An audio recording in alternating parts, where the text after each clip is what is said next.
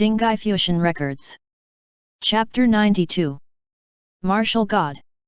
Xiang Shu finally said, "Thank you for saving me." Chen Xing was a little overwhelmed by this unexpected thanks. Xiang Shu wasn't a feral dog after all, and in the beginning, his behavior was probably only because Chen Xing had used the wrong method to deal with him.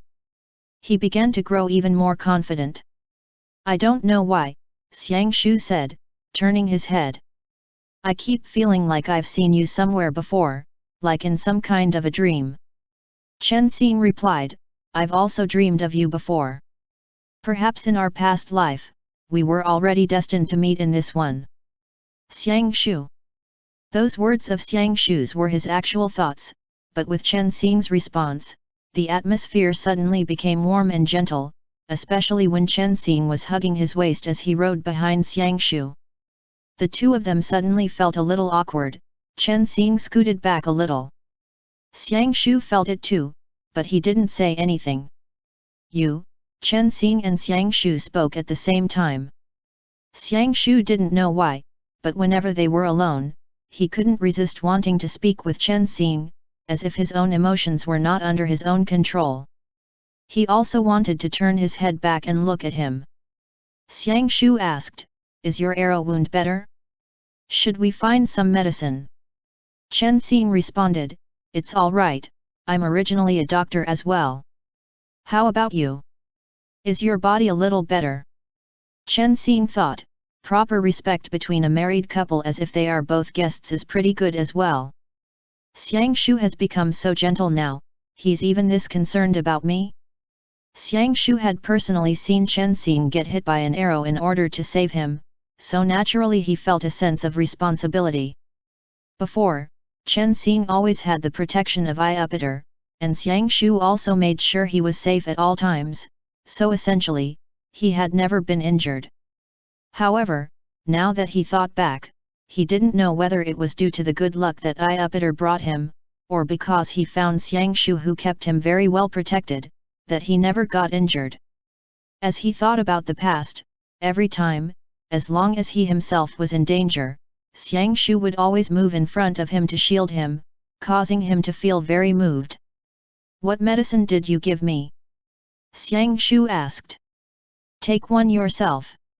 Chen Xing said honestly, "There's no more.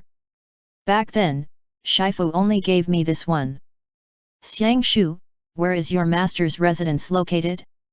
Is it far?" "Shifu is already dead," Chen Xing replied. "That medicine was one that was passed down to me a long time ago. One medicinal pill that could instantly bring someone back from the brink of death." Naturally Xiang Shu knew how valuable this medicine was, and he also understood the price that Chen Xing paid to save him. Chen Xing said, "You were locked up in prison for too long, so you're still a little weak. You should eat a little more in these next few days, look at how skinny you are now." Xiang Shu didn't say any more. In the gorge leading into Mount Longzhong, the three of them stopped for a short rest. When Feng Yunjun returned from scouting out the road ahead of them, he saw that Xiang Shu had found who knows what herbs and had rubbed them into pieces in his hand. He then used his inner strength to cause the medicine to grow warm, applying it on Chen Xing's arrow wound. From the beginning to the end, he didn't say a single word, and when he saw Feng Yunjun coming, he rose and went to the stream to wash his hands. "Successful," Feng Yunjun said. Chen Xing nodded, a smile in his gaze. Feng Yunjun said quietly, "Though he's forgotten you, he hasn't forgotten his attraction towards you. You see, when his thigh was being hugged by you, that thing was even." "Stop," Chen Xing said. "Shut up for me." Feng Yunjun patted Chen Xing's shoulder, turning his head back to look at Xiang Shu. Xiang Shu washed off the medicine on his hands, but he didn't come over. Instead, he sat silently by the side of the creek. Feng Yunjun once again lowered his voice and said, "You'd better quickly speed up your progress and subdue him. As long as you get in bed with him, then you'll be set.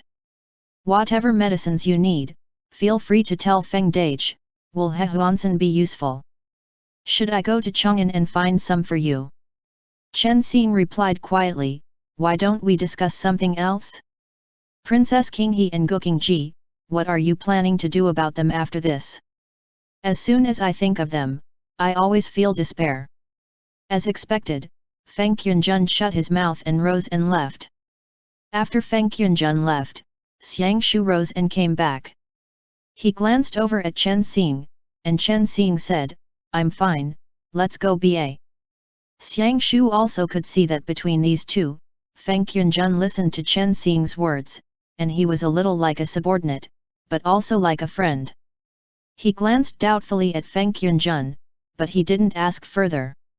Of his own accord, Chen Xing explained, Feng Dage is also an exorcist, we've known each other since before.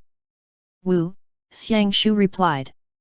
The three of them led their horses along the intact plank road leading through Mount Longzhong, coming to the place where Chen Xing and Feng Yunjun had made camp last time. Is it here? Chen Xing observed their surroundings. Feng Yunjun nodded, and after shooting a glance at the two of them, he pointed towards the high ground, indicating he himself was going to go scout again. Along the way, Chen Xing had told Xiang Shu about the general gist of things with Shihai, the existence of drought fiends, and the hidden peril looming over the divine land. Devil God's blood. Xiang Shu recalled that medicinal vial whose contents Kajaram made his own father drink. That bit of blood can cause living people to grow strange. Chen Xing almost slipped up there, but thankfully he had caught himself in time. He said, what was the situation the last time you saw him? Xiang Shu was still lost in his own memories, so he didn't respond to Chen Xing. Afterwards, he said, right now, what are we doing here? Waiting, Chen Xing said. We're waiting for the sun to set. After it's night, we'll head towards another spot to block his path, and at that time, he'll be in this area. Xiang Shu asked suspiciously, you know where he is? Chen Xing nodded and replied, we cannot startle him, otherwise he can escape at any point. Please, no matter what, please listen to my commands. Afterwards, I'll slowly explain it all to you.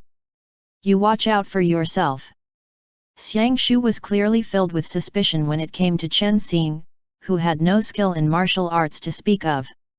Chen Xing thought for a moment, before saying, though I don't have any martial arts, I have other ways. In a bit, you'll have to believe me. This time, Chen Xing was determined to catch that person wearing that mask, thus destroying the process of Sima Wei's revival. Otherwise, if the enemies escaped, then Wang Zi would immediately know that exorcists had appeared. Got it, Xiang Shu answered. Chen Xing saw that though Xiang Shu still had questions, he chose to temporarily believe them. Less than a moment later, Feng Yunjun came over, carrying a body, and he tossed it on the ground. It was the body of that soldier that had been discovered by Xiang Shu last time. A Jin soldier, Xiang Shu muttered to himself. Feng Yunjun said, we have to burn it, otherwise if it is returned to my city, then the plague caused by the drought fiends will spread. Chen Xing lit up the heart lamp in his palm as Xiang Shu watched. Right after, Chen Xing pressed his hand against that body's forehead. This time was different from last. As soon as the heart lamp was lit, the resentment within that corpse slowly dissipated like snow melting under the strong sun, slowly seeping out from the Jin soldier's corpse. Rest in peace ba, Chen Xing said quietly. Chen Xing's entire body was enveloped in that warm light, as if the heart lamp had taken human form. His expression actually held the solemnity and compassion of a god. With the exorcism of the body's resentment, shining points of light gathered together as they were sent up to the heavens. The Hunpo were absorbed into the divine vein, re-entering the cycles of reincarnation. Xiang Shu was filled with shock as he looked at Chen Xing. The light receded, and Chen Xing recovered his original look. To prevent any unexpected occurrences, Feng Yunjun said, lighting a torch, we still have to burn it. There's still a few shishan until the sky gets fully dark, so you two rest a while, and we'll move out together in a bit. Chen Xing yawned. Since the night before last, He had already been awake for more than 2 days straight, and he said wearily, "I need to sleep for a bit." "You'll be all right, ba." For some unknown reason, Xiang Shu began to grow worried. He asked, "That was magic? It causes you to grow sleepy?" Chen Xing waved his hand, saying, "I'm truly sleepy." With that, he curled up by Xiang Shu's side, in an area where the sunlight wouldn't reach. That little dog also came over, nuzzling into Chen Xing's embrace. Xiang Shu thought silently for a moment, before he too lay down by Chen Xing's side, turning his head to glance at his soundly sleeping, childlike face. At twilight, Feng Tian brought out the food, and he even added some wine on top. Chen Xing yawned and rose. Feng Tian said, "Come, let's celebrate Xiang Xiangdi's successful escape, and everyone, gaining a second chance at life." Chen Xing was afraid that Feng Tian would say something wrong and cause Xiang Shu to become suspicious again, but Xiang Shu stared at the cup in his hand, nodded, and drank the wine. When the sun sank below the horizon, Feng Tian handed a sword to Xiang Shu, and the three of them entered the forest, walking along the small path towards the road where the masked person had revived Sima Wei. This was the last day to revive Sima Wei, and last time, it wasn't until near the time when the cocks crowed that Chen Xing had an inkling of what was going on. Tonight, he had enough of a grasp on the situation that they could take him by surprise. "That bird is being raised by you?" Xiang Shu suddenly asked. "What?" Chen Xing asked oddly, before he realized that Xiang Shu was referring to Chong Ming. In his heart, he thought, he's even found out about this. He himself hadn't even noticed that this whole way, Chong Ming had still been following them. "Yes," Chen Xing said. "Life is bitter and short, and it's a long story. When we have time, I'll explain it to you. It's a yao, but in the short term, it won't do anything." They stopped outside of the village. As the sun slowly sank below the horizon, their surroundings were dead silent, and nothing out of the ordinary could be seen. Xiang Shu. Xiang Shu saw that outside of the village, living corpses had begun to wander. Feng Tian had already become used to it, and without a sound, he went forth to set up an ambush. Xiang Shu lifted his sword to leave, but Chen Xing caught his wrist. "Shh. Chen Xing said. "We'll take care of those in a little bit, wait here for a little while first." In the center of the graveyard was still that sacrificial altar. The light was dim, and Chen Xing and Xiang Shu hid at one side while Feng Tian hid himself at the other. They didn't dare to burn the corpses in the graveyard first, otherwise the other side would definitely be alerted of their presence beforehand. In a bit, Chen Xing's hand grabbed Xiang Shu's wrist, his eyes earnestly observing him. "I'll give you the power of the heart lamp, and you're in charge of defeating the leader of the enemies." Xiang Shu and Chen Xing's gazes met, and in between the two of them suddenly shone a wave of warm light. Chen Xing. The heart lamp was still in Xiang Shu's body. That was great. Chen Xing barely had to use any energy to awaken that point of light in his heart meridian, as if some strange resonance was happening between the two of them. Xiang Shu lowered his head, looking at his own wrist. Chen Xing's left hand was turned as it pressed against his wrist, and light shone from his right hand, traveling in a spiral up the back of his hand. The instant their skin touched, Xiang Shu's breathing quickened. That sword in his hand, with the resonance of the heart lamp, began to shine with a white light. And with that, Xiang Shu's entire body seemed to undergo a change. Faintly, the shining gold and white robes of the protector martial god appeared on his form, and a golden light shone from between his brows. And then, Xiang Shu had yet to realize his own change. He only felt that Chen Xing's magic was very profound. Chen Xing stared dumbfoundedly at Xiang Shu, before he began to smile, a little abashedly. The light disappeared, and the space between the two of them returned to darkness. "Nothing," Chen Xing said. "This light can defeat it. It's all up to you, I'll support you." With that, Xiang Shu nodded once. Chen Xing turned around and sat down in front of a tombstone as he restrained the violent beating of his heart, but he couldn't resist turning his head to look at Xiang Shu again. In the darkness, he couldn't see Xiang Shu's reaction, but the hand that was holding onto his didn't loosen, and his heart couldn't help but grow agitated at that. In the darkness, Xiang Shu maintained his silence as he thought, until deep into the night, when Chen Xing yawned again and fell asleep, leaning against Xiang Shu's body. Feng Yunjun, hunched over, fumbled over in the dark, asking, "Why isn't there any movement?" Chen Xing was also not very certain anymore, perhaps it was at the Zi hour instead? Xiang Shu said, "He will come." Feng Yunjun asked, "And how do you know?" In the darkness, Xiang Shu said, "I don't know why, but I feel that tonight's events seems to have happened before in a dream." Feng Yunjun left. Chen Xing yawned again, leaning a little closer to Xiang Shu's side. He reached out his hand to feel, and he touched the back of Xiang Shu's hand. But Xiang Shu thought he was afraid, so he squeezed Chen Xing's hand once to indicate that he had always been here. With this, Chen Xing's heart blossomed even more with glee, thinking, "We're so intimate Why wasn't it like this last time? All we did was purposefully make each other angry."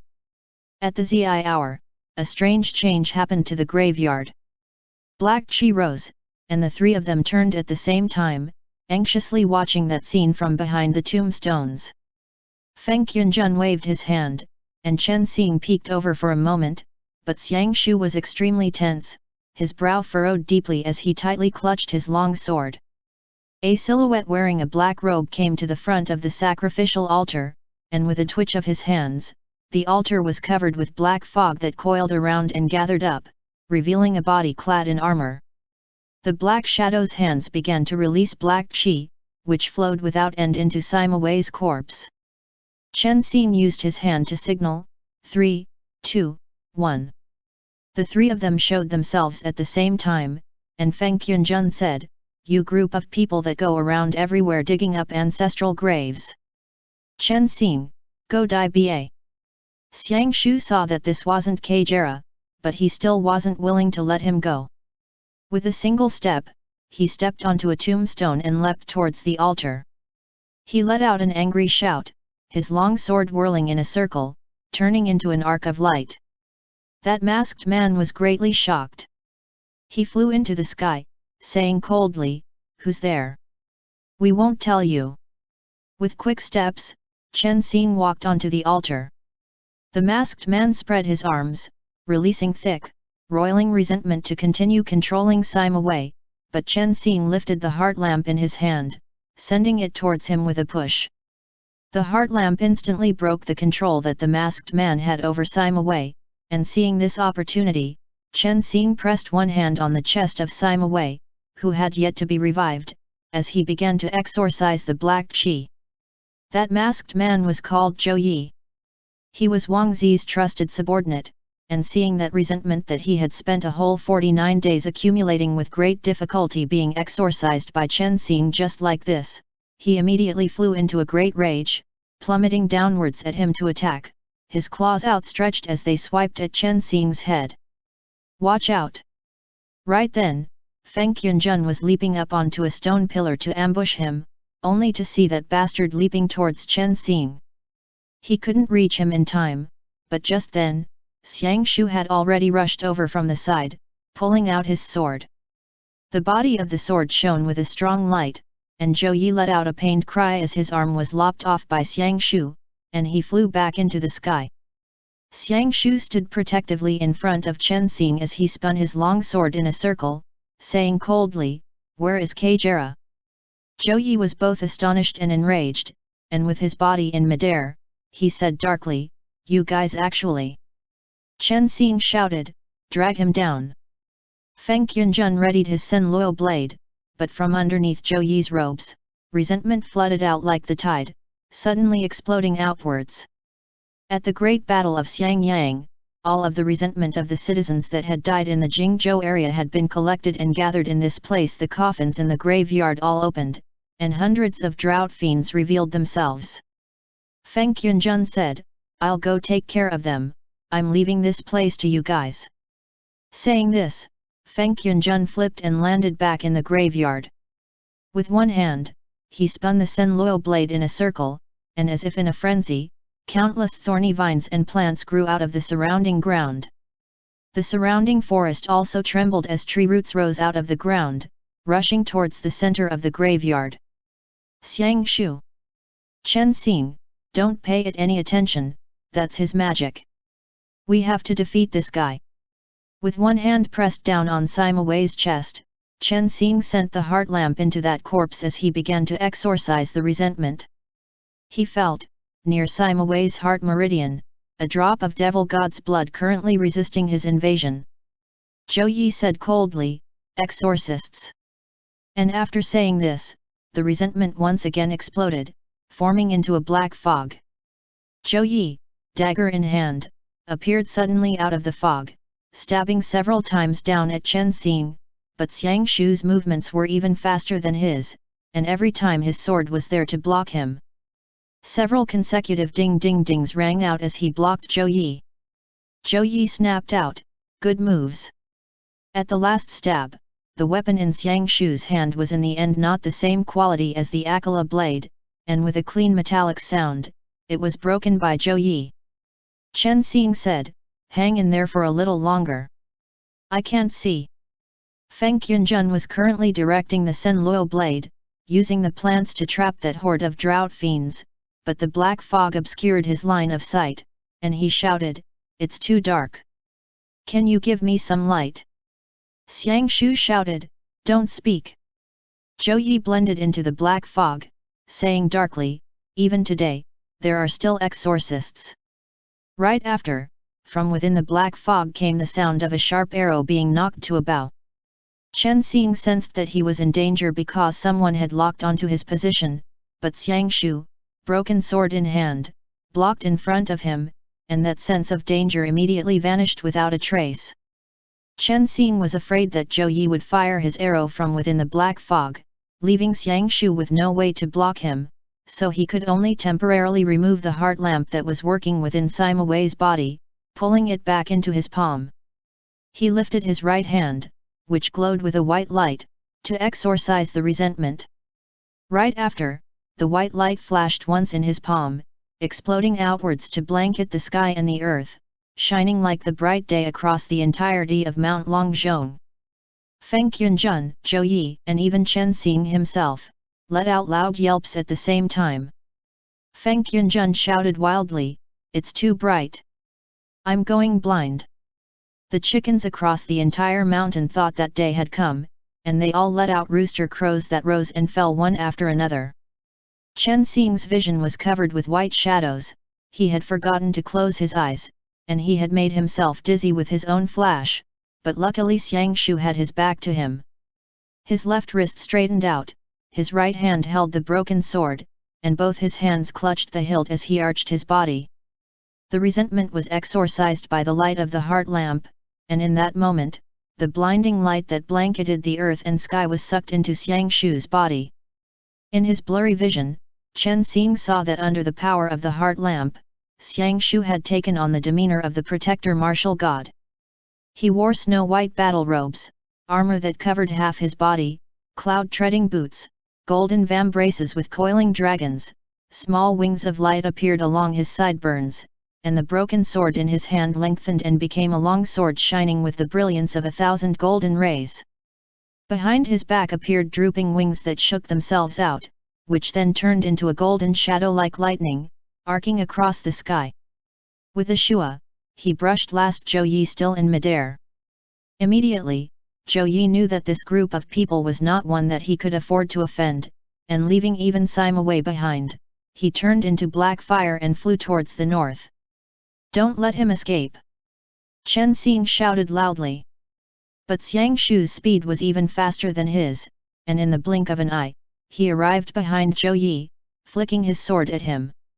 The black robe was sundered, and the body made up of gathered resentment was split into two. Zhou Yi let out a pitiful cry as he was instantly burned to nothingness by that fiery glow. "Why is it that again, by this light, I'm..." Zhou Yi cried pitifully. What you should be curious about, Chen Xing tilted his head up to watch the resentment dissipating in the air, is why you have to say again. Xiang Shu turned in midair and landed. His brows furrowed deeply as he looked at Chen Xing, his entire body bathed in shining brilliance as he walked towards him. Chen Xing watched him dumbly, as if he was watching a staunch yet gentle martial god walk out of the light and wind of creation. As soon as the heart lamp was stowed away, Xiang Shu regained his original form. Why do I feel like these events have happened before? Xiang Shu asked doubtfully. Chen Xing was out of it for several seconds. Their surroundings plunged once again into darkness, and the entire graveyard was filled with drought fiends entangled by vines. Feng Yunjun stood to one side, saying, "What should we do with Sima Wei? Hurry up! Attack and resolve this issue. Don't stand there in a daze." Chen Xing remembered what he was going to do, and he indicated that he would speak to Xiang Shu later as he began to focus his attention on exorcising the resentment in Sima Wei's body. Under the power of the heart lamp, the resentment first surged away, before it was dissipated. Roosters crowed one after the other, and Chen Xing said in surprise, "Just like this, the sky's growing bright." Xiang Shu walked to the front of the altar, lowering his head to look at the body of Sima Wei lying on the platform, and he said, "This is that drought fiend that Kajera wants to revive." Chen Xing said, "Well, this person seems to be the Jin King." "Sima Wei," Xiang Shu said coldly. "You remembered?" Chen Xing startled, before asking, "How did you know?" Xiang Shu gestured that Chen Xing take a look. "Wasn't it written as such on the tombstone?" "All right," Chen Xing thought, before he said, "We need to bury him back and burn the rest of the drought fiends here before we can leave." Suddenly, Sima Wei's corpse twitched. Xiang Shu immediately grabbed Chen Xing's shoulder, pushing him behind himself so that Xiang Shu could protect him. Feng Yunjun jumped at that and looked towards Chen Xing. Chen Xing hadn't expected this either. Sima Wei was actually still moving. What was going on? Hadn't he already interrupted the entire process? Sima Wei struggled for a moment, and just as Xiang Shu was about to pull out his sword, Chen Xing said, "Wait, let's see his condition first." Sima Wei slowly rose into a sitting position, taking off his helmet, revealing his clouded eyes and grey-white complexion. "Where is this place?" Sima Wei said slowly. "And who am I?" End chapter. Dinghai Fusheng Records. Chapter 93. Moonlit Night. The sky was already very bright. Outside of Mount Longzhong, on the side of the military road. After Sima Wei had been revived, his thoughts were clearly very scrambled. Feng Yunjun suggested, "How about we tie him up and interrogate him slowly?" Sima Wei. Chen Xing, he has no intention to attack us at all, so there shouldn't be any danger, right? Even if he isn't tied up, I think there shouldn't be a problem. Xiang Shu's here, and he shouldn't be able to beat Xiang Shu. Xiang Shu glanced at Chen Xing, not saying anything. Feng Yunjun said, "Hey, Sima Wei, where's Chu? What weak points does Kajera have? As for your other drought fiend King Xiangdi, where are they all hiding?" Xiang Shu, standing at Chen Xing's side, finally couldn't sit there and listen for any longer. He furrowed his brow and said, "Right now, he doesn't know anything, nor can he know anything. Of course he has no way to answer you." In Chen Xing and Feng Yunjun's minds, Sima Wei was still that drought fiend king under Shi Ha's command. They had forgotten that he had just been revived at this point. Rather, it was Xiang Shu, using common sense to come to this conclusion, who startled awake the dreamers with that single line. That's right. Right now, Sima Wei had just been revived. He hadn't even come into contact with Shi Ha's underlings yet, so how could he know about all the enemies' ins and outs? Even Sima Wei himself was in a confused state of mind. Originally, he had been dead, but now he had been revived out of the blue by someone and was currently in this state, staring quizzically at Chen Xing's group. "Feng Yunjun, then what should we do?" Burn him. Chen Xing, how can we do that? He hasn't done anything bad. Not getting to rest peacefully after death and being revived instead is already pitiful enough, and you want to burn him. Feng Yunjun said, that's right, letting him continue his long sleep, isn't that a good thing? Then what do you say we should do? Xiang Shu stood to one side watching the two of them, as if he was observing Chen Xing's each and every move. Sima Wei turned a few times in place, before taking a few steps away, lowering his head to look at the flowers on the side of the road. He then plucked a single flower, bringing it in front of his face and tentatively sniffing it. Chen Xing suggested, let him decide on his own ba? If he wants to keep living, then. Sima Wei turned his head back and glanced at the three of them. Chen Xing asked earnestly, Sima Wei, what do you think? Sima Wei said, I don't know. What I remember clearly is that I have already died. Sima Wei's last memory was the day that Jiananfen had ordered for him to be executed. Chen Xing said, a little at a loss, we're still very busy, and we can't wait here for you to make up your mind. How about, you go live on your own? But you must not harm people. Chen Xing observed Sima Wei, seeing that he really didn't have any aggressiveness to speak of. After all, Drought Fiend was a very strange kind of existence. If they were to be classified as Yaoguai, this kind of Drought Fiend that was clear-headed and had retained their rationality would probably be of the innocuous kind. They weren't like birds and beasts that needed to eat, so even the crime of killing beings could be dismissed. They would only need to intake the spiritual qi of the heavens and earth and cultivate on their own. Xiang Shu watched Sima Wei for a long time, as if he was also confirming whether or not the Drought Fiend held any aggression towards them, and he murmured, different from the Drought Fiends I've seen before. Perhaps it's because of the heart lamp. Chen Xing said. Right now, he's been influenced by the heart lamp and has maintained his humanity, so perhaps he can even be called a virtuous Drought Fiend. Feng Yunjun said, you cannot go where the humans are. After all, we don't know if you'll spread the plague. Sima Wei nodded. Chen Xing said, he shouldn't be able to. The cause of the plague was the devil god's blood, but now, his body doesn't have the devil god's blood in it anymore.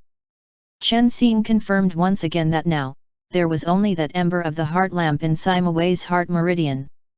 I want to follow you guys, Sima Wei said. Where are you going? This. Chen Xing hadn't expected that out of the blue, he would create such a large problem for himself. Should they bring him to Chang'an? If they did, then where would they hide him? If he was discovered by Wang Zi, wouldn't he be causing them more problems? But they could spend time to think through ways to resolve many of these matters. In this instant, Chen Xing suddenly felt that Sima Wei was pretty pitiful. As of today, in this world, was he the only one of his kind? Do you guys have any issues with this? Chen Xing turned his head back to look at Xiang Shu and Feng Yunjun. Feng Yunjun indicated for Chen Xing to make this decision on his own. Xiang Shu also didn't have any opinion on this, and he said, I'll listen to you. All right, Chen Xing said to Sima Wei. But you must listen to me. Sima Wei nodded, without changing his expression one bit. Then after this, Chen Xing said. What's our next step? Going to Chang'an was something that he and Feng Yunjun had already agreed upon a long time ago, but now, the difficulty was how they would get Xiang Shu to feel that these plans didn't come from nowhere. He needed to find an excuse. Xiang Shu was still holding the mask that Zhou Yi had dropped, turning it over and over in his hands as he said, even if this masked man isn't Kajera's underling, he must still have a connection to him. Yes, Chen Xing and Feng Yunjun nodded together. Xiang Shu pondered deeply, before continuing. They could be hiding somewhere. That's true, Chen Xing said. Xiang Shu, in the end, I saw that the direction that bastard left in was northwest. Chen Xing said, northwest, how about we go to Chang'an to see? Feng Yunjun slapped his thigh and said, sounds good. My big brother's in Chang'an, perhaps we can get news from him." With that, everyone pretended to agree on a single conclusion. Sima Wei added, "I also want to go back to Chang'an." Chen Xing patted Sima Wei, stroked the little dog's head, and glanced at the red gold phoenix perched on a parasol tree in the distance as it groomed its feathers, before looking towards the vast spiritual qi circling in the world. Their troop had grown even larger, and his companions had already increased to 2 people, 1 bird, 1 drought fiend, and 1 dog. "Then let's set off ba," Chen Xing said, filled with confidence. To Chang'an. Underground, in Huanmo Palace. The huge heart hung in the palace, and the blood vessels within the earth veins extending in all directions sucked in resentment. The heart. Without knowing why, in recent days the heart had kept feeling that something wasn't right. It was as if suddenly, from some moment onwards, an odd atmosphere had sprung into being, but everything was very much normal, which was the strangest part. It was just like a sense of ominous foreboding, but where did this sense of misfortune come from? Yet, Chu was himself created from the misfortune of this world. He was the god of misfortune, so who could explain to him why even the god of misfortune would feel misfortune? Wang Zi came forth, holding a long strip wrapped in yellow cloth, which he placed in front of the sacrificial altar. In the span of a single night, Wang Zi said in astonishment, "All magic was revived, which really has me at a loss for how to explain it." "My lord, what do you think?" Chu's voice, "In some place that you don't know of, some things must have happened." Wang Zi continued, "Now that the spiritual qi of the heavens and the earth have recovered, what can we do now? All Yao are going to revive, and the human realm also." That heart let out a wild bellow of loud laughter. Even if the exorcists were here, what could they do? Wang Zi was still reeling a little from the shock. These days he had checked time and again and confirmed multiple times that all magic had been revived, which also meant that the Dinghai pearl had already been found, and all of the spiritual qi of the heavens and earth that had been gathered into it by Zhonglu had been released. This wasn't what he was worrying about, however, because what had him most worried was that this process had actually happened without any warning. Who broke the Dinghai pearl without making any commotion at all? Wang Zi asked. "This completely doesn't make any sense, my lord." "That is of no matter," Chu's voice spoke. "No matter who it is, this group of people will very quickly come to us of their own accord.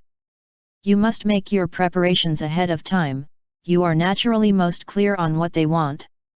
When Zhou Yi died, Wang Zi and Chu sensed it immediately. After all, Zhou Yi was the disciple that Wang Zi relied on the most, and he had followed him for decades. He had already refined his physical form to the stage of nothingness, but he had actually vanished in the span of a single night. Their enemy's power was unexpectedly strong, and Wang Zi couldn't help his great alarm. A moment later, he barely managed to keep his emotions in check as he went forward and unwrapped the yellow cloth from that long object. With the recovery of the spiritual qi of the heavens and earth, Wang Zi said, in the yin-yang mirror, through borrowing the last traces of energy that Xiang Yuan's Hunpo left behind in the Luohun bell, I have already managed to trick the defensive walls around the Akala blade and obtained it. This can also be counted as fortune arising from misfortune for us ba. After the silence of all magic, Zhonglu had set down a protective barrier and left the Akala blade in the Chang'an exorcism department within the mirror world. As early as 300 years ago, Wang Zi had already found it, but the defensive walls around the magical artifact had also changed according to the nature of the artifact itself. The Akala blade was a divine weapon used to exterminate devils and eliminate resentment, so naturally Wang Zi, who collected and cultivated resentment, had no way to touch it. But, as soon as the spiritual qi of the heavens and earth returned, Wang Zi borrowed spiritual qi to trick the Akala blade and retrieved it from within the mirror realm, presenting it to Chu. The heart gave off a red glow as it said slowly, "The Akala blade hey, in this world, the one thing that Gu is afraid of is this thing. As of today, in this world, there is nothing else that can harm Gu." Wang Zi, you have done very well. A single drop of crimson devil god's blood dripped from the heart and fell, sinking into the body of the Akala blade, which immediately began to glow with a red light. Wang Zi said, "Fortunately, after Xiang Yuan's death, this sword has not recognized another owner. If we begin to refine it now, we aren't too late yet." The 9 runes on the sword body faded, and what replaced them were serpentine trails of the devil god Chu's blood, which flowed into strange patterns on the sword body. Resentment coiled around, beginning to flow ceaselessly into the body of the sword, and as the devil god's blood flooded the Akala blade, the last bit of light dimmed from it. That sword began to change, becoming a pitch-black spear that gave off resentment. Chu let out a hideous, loud laugh. As long as the Akala blade is successfully refined, then Gu will never be defeated again. But as he laughed and laughed, Chu kept dimly sensing a faint hint of misfortune. This day, the devil god and Wang Zi both held complicated emotions in their hearts. Night, on the road to Chang'an, in an abandoned village. Chen Xing and Feng Qunjun were, as usual, in one room. Sima Wei was outside, staring off into the distance. The small dog had already fallen asleep, and the phoenix had gone off to who knows where. Lying on the ruined bed, Chen Xing was currently counting the days off on his fingers. "We'll make it," Feng Qunjun said, re-entering the room and lying down. "Back then, if it wasn't for us crashing in, my big brother would probably still have waited for a few days longer." Chen Xing ended once. He didn't know why, but he kept feeling a sense of danger. The yin-yang mirror was still in Feng Qunyi's grasp, so he had to, as quickly as possible, without attracting Wang Zi's attention, regain the Akala blade and the yin-yang mirror. Only by doing this could everything be considered settled. "You're not going to keep Xiang Xiangdi company?" Feng Qunjun asked. "I'll pass," Chen Xing said, even though in his heart he was thinking about Xiang Shu and only wanted to go find him. "He's forgotten it all." But Feng Qunjun responded, "He still remembers you. Even if he's forgotten that you and him were together before, he definitely still remembers that feeling. Why don't you look at his gaze? A gaze can never lie, and his is the same as before. Every moment of every day, he's paying attention to you." Chen Xing blew up and said, "That's because we just met. He doesn't trust us yet, so he's watching me. Feng Dage, don't make a fuss out of nothing. We're going to have to do everything over again, and if, on the off chance, he doesn't like me in the end, I. What Feng Qunjun was most afraid of was also this. It was because of this that he had kept his distance from Chen Xing on this journey, to prevent Xiang Shu from thinking that they had some sort of unspeakable relationship. He hurried to say, "All right, then from here on out I'll pretend that I don't know a thing." As Chen Xing mulled it over, he peeked out stealthily from the window, but he didn't see Xiang Shu. He didn't know if he had gone to sleep yet. After tossing and turning for a while, finally he rose and went out. On this moonlit night, Xiang Shu was currently bathing by the creek.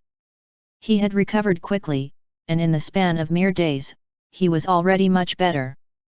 The creek water trickled down his bare upper half, revealing the sleek, graceful, pronounced lines of his muscles, all of it just right.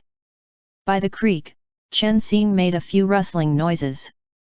Xiang Shu knew that he had come, but he didn't turn, nor did he speak. Right after, Chen Xing stripped until he too was only clad in a pair of inner pants, and he hopped in from the bank, sending the cold water splashing all over Xiang Shu. "Ah! It's so cold!" Just as Chen Xing hit the water, he scrambled for shore again. But Xiang Shu suddenly caught him and tripped him with one foot. Chen Xing then began to shout wildly, and only with that did Xiang Shu let him stand up straight. Chen Xing shivered slightly. Xiang Shu turned to wipe his arms, like he had been wholly uninvolved in what had just happened. It didn't seem to be that cold anymore, Chen Xing suddenly discovered, and he scooted a little closer to Xiang Shu. It was as if the water near him was just a little bit warmer. Xiang Shu. Cold. Chen Xing kept shivering. At this time, it was the beginning of spring, and he was already almost frozen stiff. In a flash, Xiang Shu brought Chen Xing onto the shore again, handing a cloth towel to him. Chen Xing leaned against him, constantly shivering, and Xiang Shu could only make him stand still and not move as he wiped the water off Chen Xing's lower half. He then layered his own robe on top of Chen Xing's, before wrapping them both around Chen Xing's body. Thanks. With this, Chen Xing finally started to warm up. Xiang Shu's gaze held some irony in them. Chen Xing was clearly afraid of the cold, yet he still came in to bathe. With that, he turned and walked towards their camp. After his pants had been soaked, they had grown near transparent, and now they revealed his beautiful, shapely long legs. The vague outlines of his leg muscles appeared as he walked. When he got to their campfire, he sat down in front of it and placed a mat across his legs, and with a dagger in hand, he added a few things into the water pot hanging over the fire. Chen Xing couldn't see it clearly, but upon smelling ginger, he guessed that they were herbs to ward off the chill. After the water boiled, Xiang Shu then dug around in the things that Feng Qianjun had bought and found a few chunks of sugar, which he poured into a broken bowl that he picked up casually, and he handed it to Chen Xing. "You drink a little as well?" Chen Xing asked. "I'm not afraid of the cold," Xiang Shu responded. "Your physique is too weak." Chen Xing, wrapped in their clothes, drank a little of the ginger soup. His body warmed up, and as if he was thinking over something, he shot Xiang Shu another glance. Their eyes met briefly before Xiang Shu turned away, avoiding his gaze. A bright moon hung in the sky, and its light was bright beyond comparison, lighting up the half-naked Xiang Shu and Chen Xing sitting in front of the campfire. Their surroundings were calm and quiet. "Tonight, the moon is really beautiful," Xiang Shu suddenly said. Chen Xing had never expected that Xiang Shu would say such things of his own accord, and he smiled. "It's the 15th of the second month." Xiang Shu seemed to be sunk in his own memories, and a moment later, he continued, "In the prison in Xiangyang, I could only see a little bit of light. I couldn't see the full moon, nor could I see the sun, but some nights, the moon was very bright. I believed that in my life, I would never be able to see a moon like that of tonight's again."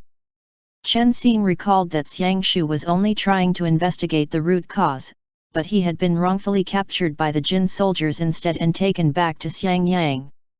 He couldn't help the guilt that he felt at that, and he said, "Sorry." "Xiang Shu." Xiang Shu's brows began to furrow. Chen Xing said, of his own accord, "For my own people to treat you like this causes me to feel very ashamed." "That's not what I meant," Xiang Shu said. "Forget it. Did they tell you how many people I killed?" Xiang Shu was a little taken aback. His original intent had not been to express his hatred towards the Han people, but Chen Xing had misunderstood his meaning. However, since they had already gotten to this point, Xiang Shu gave voice to his misgivings. "They said you killed 2,000 people, Chen Xing said earnestly, "but I know that they definitely wrongly accused you." "Xiang Shu, why?" Chen Xing looked into the campfire, saying absent-mindedly, "You wouldn't do this kind of thing. From the day that I first saw you, I felt that you wouldn't." Xiang Shu didn't continue to pursue this line of questioning. What Chen Xing had recalled, however, was the actual first time that he had met Xiang Shu, when he had been able to sense that he wasn't a bad person from his clear gaze. But the past him, after finding his protector, had been filled with joy and thought that this person's eyes looked really nice. Even if he was a bad guy, it would be fine if he was willing to atone for his crimes by doing good deeds, and so, for a while, Chen Xing didn't think about it any further. "When I was imprisoned," Xiang Shu said, absent-mindedly, "I had thought before about who would come to find me and rescue me. I once had such power and prestige, and no one dared to declare themselves above me, but in the end, due to a series of unfortunate circumstances, I fell to the point of waiting in a dark, cold cell for my death." Sensing something, Chen Xing suddenly raised his head to look at Xiang Shu. This was not something that he had ever heard Xiang Shu bring up before. Last time, he refused to bring it up at all, but now that Chen Xing thought about it, that was true. If he was Xiang Shu, he would also do the same. On the day that he had been caught and imprisoned, he would definitely have felt that he would be able to escape under his own power. But under the influence of hunger and his chains, he was forced to accept reality. A tiger, on flat ground, will be bullied by a dog. As he watched his hope slowly dwindle, in the end he would be forced to accept the reality that perhaps he would actually die in the underground prison cell in Xiangyang. What kind of despair would that evoke? Xiang Shu furrowed his brow. My parents are already gone, and since you've already investigated me through Zhu, you should know that I'm a tile person. I once believed that my clansmen would come to save me, and that my Anda would come. Chen Xing immediately interrupted him. He didn't want to let Xiang Shu keep going on this wild train of thought. They're only human after all, and they didn't know where you went at all, so how would they be able to find you? Don't think like this. Xiang Shu, if they had the intent to find me, then they would be able to do so by following the traces I left behind when I was departing. Weren't you able to find me? Don't think about this anymore. Chen Xing said earnestly, his tone a little more stern. With that, Xiang Shu nodded and replied, they're only human, I understand. You're very open and accepting, so it makes sense that the person who came to my side in the end was you. Xiang Shu watched Chen Xing, and a long silence fell between the two of them. Chen Xing gradually began to understand that that instant, to Xiang Shu, was really very, very important. The past him was constantly unable to believe that Xiang Shu also liked him, because what was there to like about him? Chen Xing kept feeling that he didn't garner any affection from Xiang Shu. But now, he finally realized, Xiang Shu had always cared a lot for him. And those complicated feelings between the two of them had already been destined to exist since long ago, from the moment that they first met. Now that I think of it, that was strange. Xiang Shu turned his head, avoiding Chen Xing's gaze. Even at the end, I didn't give up hope. I kept feeling that someone would come to save me. I can't explain that feeling clearly, but it was like I was constantly dreaming, repeatedly dreaming of a single moment when that person arrived in front of me. That person was the same as you, he had a ray of light on his body. I even said to myself that I needed to hold out until. Xiang Shu then said, as if to himself, when you arrived in the underground prison and I saw you, it was as if I was, as if. Chen Xing's heart beat violently. Xiang Shu turned his head, giving him another look. The two of them locked eyes for a moment, before Xiang Shu immediately turned his gaze away stiffly. As if what? After a long silence, Chen Xing finally couldn't resist asking. It's nothing, Xiang Shu said, rising and preparing to go back and sleep. Just as Xiang Shu was about to leave, Chen Xing lightly said, Xiang Shu.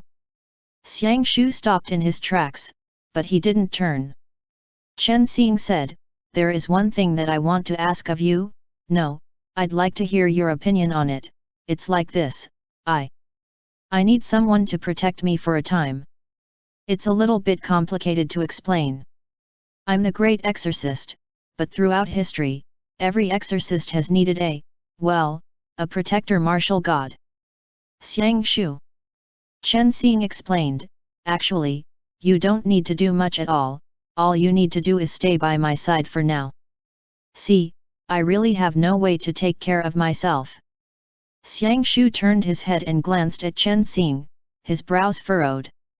He gestured for him to look at the house in the distance, meaning, Fengqianjun. Chen Xing immediately said, no. We're not like that, he'll leave very soon. He has many matters of his own to attend to, and we just happened to meet, so he helped me out. See, on this journey, he hasn't paid much attention to me. Actually, we're only ordinary friends. No, what am I saying? Don't misunderstand me, I just wanted to ask you if you would be willing to Through Xiang Shu's observations, Chen Xing and Feng Yunjun seemed to have a very odd relationship. It wouldn't be right to call them unfamiliar, because when the two of them met, they had hugged each other and cried. But to call them very familiar was also not quite it, because on this journey, most of the time, Feng Yunjun didn't really look after Chen Xing. This kind of lack of care was a little pointed, where it seemed like he was forcefully throwing Chen Xing to Xiang Shu, afraid of bearing responsibility. Xiang Shu interrupted Chen Xing, saying, "You trust people too easily." Chen Xing said once. That was true, he had trusted others very easily since he was small. It wasn't a good habit, but since it was a habit that Iupiter had caused him to develop, it didn't seem like the cause lay solely with him. What result would there be if he whimsically trusted others? Of course, he'd fall prey to their traps. But with Iupiter there, no one could harm him at all. Or, it could be said, Chen Xing had never worried before that he would meet bad people and fall prey to their traps. "You're not the same," Chen Xing said earnestly. "Of course, this is not something I want to force upon you, since you must have many of your own matters to attend to ba. But if you're willing, please consider it." "Understood," Xiang Shu said casually, before going back into the house. When Chen Xing heard this, he stood there dumbly for a while. What did understood mean? Before, when he interacted with Xiang Shu, did understood mean okay? It seemed to be like that. Was it like that? Yes. He probably wasn't going to run off again. He had succeeded. He had successfully swindled him. But he couldn't let his guard down just because of that. He had to stay strong and hold on. This was too great. Chen Xing slapped his thigh and leapt up, restraining his urge to shout excitedly as he turned a few times in place. Just as he turned, he saw that Xiang Shu was standing not too far away, with an odd expression on his face. "Chen Xing. Xiang Shu, return my clothes to me." "Chen Xing, let me wear them for a little longer, it's still a little cold. I want to move around a bit more before going back to sleep, so that at least it's a little warmer." After Xiang Shu returned to the room, Chen Xing ran back into his room, hugging Xiang Shu's clothes, laughing wildly in his heart. Ah ha ha ha ha, did this count as a success? End chapter.